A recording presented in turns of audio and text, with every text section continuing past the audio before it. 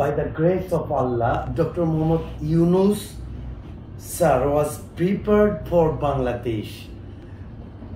বাংলাদেশের জন্য ডক্টর মোহাম্মদ ইউনূসকে প্রস্তুত করে রাখা হয়েছিল আল্লাহর তরফ থেকে। কারণ বাংলাদেশের যে 5ই আগস্ট যে ডিস্ট্রয়েবল ঘটনা ঘটে গেল, একটা গণ অভ্যুত্থান ঘটে গেল ছাত্র জনতার, সেই অভ্যুত্থান পরবর্তী বাংলাদেশের কান্ডারি হওয়ার মতো আর কোনো পার্সন আমি খুঁজে পাইনি মানসিকভাবে। ডক্টর মোহাম্মদ ইউনূস স্যার যদি ওই মুহূর্তে বাংলাদেশের কান্ডারি না হতেন, তাহলে এই উদ্ভট, উচ্ছৃঙ্খল, লোভী এবং বিশেষ করে মানসিক বিকারগ্রস্ত এই বাংলাদেশি জাতিটাকে কন্ট্রোল করা খুব দুরূহ হয়ে দাঁড়াতো। একদিকে বাংলাদেশের আর্থসামাজিক বোঝা ঘাড়ে ছিল, বৈদেশিক ঋণের বোঝা, বিভিন্ন ধরনের ইলেকট্রিসিটি ঘাটতি সহ বিভিন্ন ঘাটতি, অব্যবস্থাপনা, একটা রাষ্ট্রযন্ত্রের যে মৌলিক কাঠামো, সেই কাঠামোটাই ভেঙে পড়ছিল। এবং ছিল বিশেষ করে ইন্ডিয়ার তরফ থেকে বাংলাদেশকে আক্রমণ করার, আক্রান্ত করার একটা বিশাল বড় পরিকল্পনা। সেই পরিকল্পনা থেকে বেরিয়ে আসার জন্য সর্বজন গ্রহণযোগ্য একজন ব্যক্তির প্রয়োজন ছিল বাংলাদেশে, যেটা আন্তর্জাতিকভাবেও খ্যাতি সম্পন্ন। তো ডক্টর মোহাম্মদ ইউনূস আমাদের জন্য সেই রহমতের দরজাটা খুলে রেখেছেন আল্লাহর তরফ থেকে। উনি ছিলেন, উনি আন্তর্জাতিক গ্রহণযোগ্য ব্যক্তি এবং ট্যালেন্ট, একজন প্রথিতযশা, একজন সমাজবিজ্ঞানী, একজন ভদ্রলোক, ভালো লোক হিসাবে আমরা জানি। তো এই জাতিটাকে একদিকে দেখেন, দেশের একটা হিন্দু সম্প্রদায়, মুসলিম সম্প্রদায়, উপজাতি, বিভিন্ন জাতিগোষ্ঠী এবং আওয়ামী লীগ, বিএনপি, জাতীয় পার্টি, জামাত, এরকম বিভিন্ন দলের বিভক্তিত দলগুলো কে ক্ষমতা আগে যাবে, কে আগে পাওয়ারটা নেবে, এই ধরনের একটা বিশৃঙ্খল পরিস্থিতির মধ্যে বাংলাদেশটা এগিয়ে যাচ্ছিল। তো সেখানে আন্তর্জাতিক ষড়যন্ত্র ছিল, বিশেষ করে ইন্ডিয়ার ষড়যন্ত্র ছিল। সেই ষড়যন্ত্র থেকে বাংলাদেশকে মুক্ত করার জন্য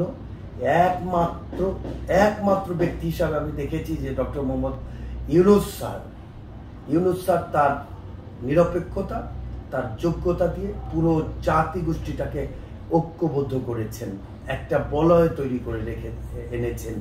আলহামদুলিল্লাহ, ওনার প্রত্যেকটা কথা আমাদের জাতির কাছে মধুর মতো মনে হয়। যেমন ওনাকে প্রশ্ন করা হয়েছিল যে জাতির এখন প্রথম কাজ কোনটি, তিনি বললেন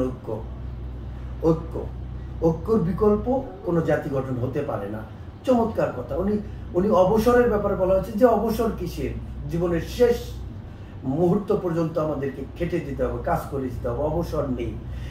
আসলে ড্রিমার, স্বপ্ন দেখুন, স্বপ্নের সাথে থাকুন। একটা জাতিকে স্বপ্ন দেখাতে হয়, তো উনি আমাদেরকে স্বপ্ন দেখাচ্ছেন একটি সমৃদ্ধশালী, উন্নত বাংলাদেশের, একটা ঐক্যবদ্ধ বাংলাদেশের, সাম্প্রদায়িক সম্প্রীতির বাংলাদেশের স্বপ্ন উনি দেখাচ্ছেন। বাংলাদেশ আজকে যে কোনো সময়ের চেয়ে আজকে আত্মনির্ভরশীলতার পথে, এবং বিশেষ করে আত্মনির্ভরশীলতার জন্য আত্মবিশ্বাসের পক্ষে দাঁড়িয়েছে বাংলাদেশ। যেখানেই দেখো ছাই, উড়িয়ে দেখো তাই, পাইলেও পাইতে পারো অমূল্য রতন। আমাদের ডক্টর ইউনূস স্যার যেখানে হাত দিচ্ছেন সেখানে আলহামদুলিল্লাহ স্বর্ণ ফলাচ্ছেন। তো আমরা আল্লাহর কাছে শুকরিয়া জ্ঞাপন করছি যে আল্লাহ আমাদের এই অব্যবস্থাপনার মাঝে একজন শান্তির দূত হিসাবে আন্তর্জাতিক খ্যাতি সম্পন্ন 800 কোটি লোকের মধ্যে 8 জন নির্বাচিত হন নোবেল। সে 8 জনের একজন হচ্ছে আমাদের বাংলাদেশের doctor Mohammad Yunus sir. So আমরা সত্যিই ভাগ্যবান, আমরা যুদ্ধ চাই না, আমরা শান্তি চাই সারা পৃথিবীময়। আমরা চাই প্রত্যেকটা রাষ্ট্র তার অভ্যন্তরীণ যে চাহিদাগুলো রয়েছে, মানবিক চাহিদাগুলো রয়েছে, মানুষের মৌলিক চাহিদাগুলো রয়েছে, খাদ্য, বস্ত্র, বাসস্থান, শিক্ষা, চিকিৎসা, এরকম যতগুলো মৌলিক চাহিদা রয়েছে তাদের আর্থসামাজিক উন্নয়নের জন্য সেগুলোর প্রকল্প বেসড তাদের দেশকে উন্নয়ন করুক। কিন্তু অস্ত্র প্রতিযোগিতা বন্ধ করুক এবং যুদ্ধ খেলাটা বন্ধ করুক। আমরা যুদ্ধমুক্ত একটি সুন্দর, সাবলীল, সুজলা সুফলা পৃথিবী চাই। আমরা খাদ্যে স্বয়ংসম্পূর্ণ একটি পৃথিবী চাই। আমরা বাংলাদেশকেও ঠিক এমনিভাবে একটি সুজলা সুফলা শস্য শ্যামলা বাংলাদেশ চাই, সোনার বাংলা চাই। আমাদের অপার সম্ভাবনা রয়েছে। আমাদের ট্যুরিজম সেক্টর রয়েছে, যেখানে আমরা যদি সুন্দরভাবে সেটাকে মেনটেন করতে পারি, আমরা হাজার হাজার কোটি টাকা ট্যুরিজম থেকে আর্ন করতে পারি। আমাদের খনিজ সম্পদ রয়েছে, যেগুলোকে আমরা যদি সুশৃঙ্খলভাবে সেগুলোকে দেখভাল করতে পারি এবং সেগুলো উত্তোলন করতে পারি এবং সেগুলোর সদ্ব্যবহার করতে পারি, তাহলে আমরা এখান থেকেও হিউজ পরিমাণ অর্থ আমরা পেতে পারি। আমাদের জনসংখ্যা রয়েছে, সবচেয়ে বড় যে সম্পদটা সেটা হচ্ছে ম্যান পাওয়ার। আমরা জনসংখ্যাকে জনশক্তিতে রূপান্তর করে আমরা পৃথিবীতে বিস্ফোরণ ঘটানোর মতো সক্ষমতা রাখি। সো ইনশাআল্লাহ বাংলাদেশ অপার সম্ভাবনাময় দেশ, এবং এই বাংলাদেশ গড়ে উঠবে একটি সমৃদ্ধশালী বাংলাদেশ এবং সুশাসনের বাংলাদেশ। এই সুশাসনের বাংলাদেশ বিনির্মাণের জন্য প্রত্যেকটা নাগরিক তার স্ব অবস্থান থেকে সুশাসনের পক্ষে দাঁড়াতে হবে।